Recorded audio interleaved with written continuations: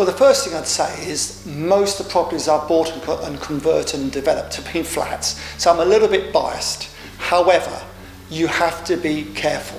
So with a house that's freehold, you're in total control of your situation.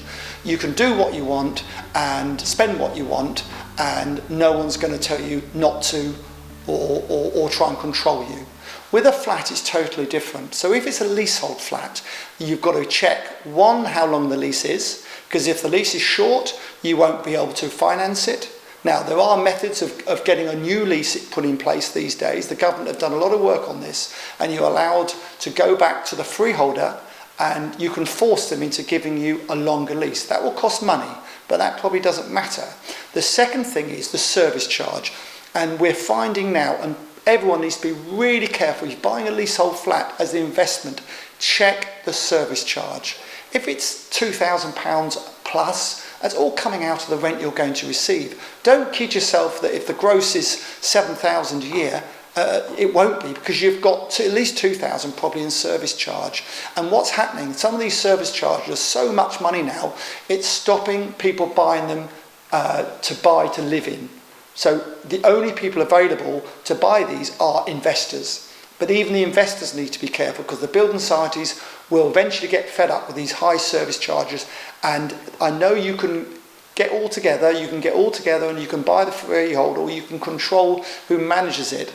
And I would say the first thing to do is check that there are enough people in the block who want to do that. If there are, and you're buying it very cheap because it's a service charge problem, of course you eradicate that problem, the value of the flat goes up dramatically. So it's a win, it's good and bad.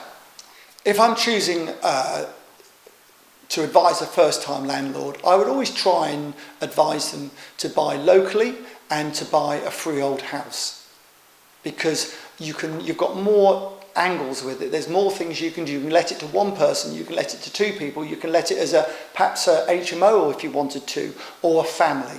So you've got more options. If you buy a one-bedroom flat, you really haven't got a lot of options. You really are stuck with it. And if the market's going to deteriorate, normally it's the one-bedroom flats and things like that that deteriorate quicker than a house. The great thing about buying a freehold house is that you can possibly extend it. You could put another room in the roof.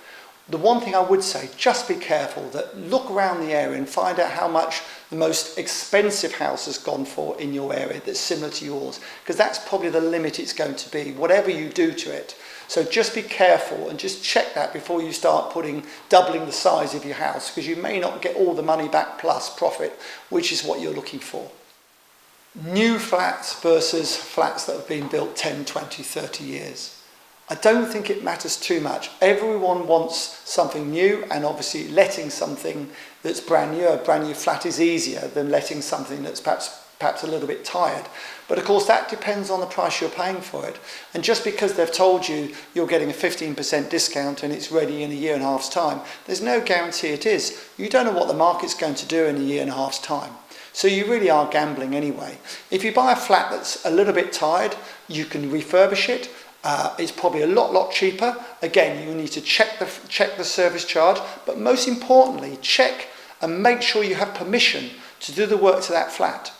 Because if you haven't, the freeholder can ask you to put it back to how it was. So always check that you can get permission easily. It's not going to be a fight. Check that before you buy the flat. Don't wait till after you bought it and then try and get permission and the freeholder's gone missing and so on. Make sure you get organised prior to buying.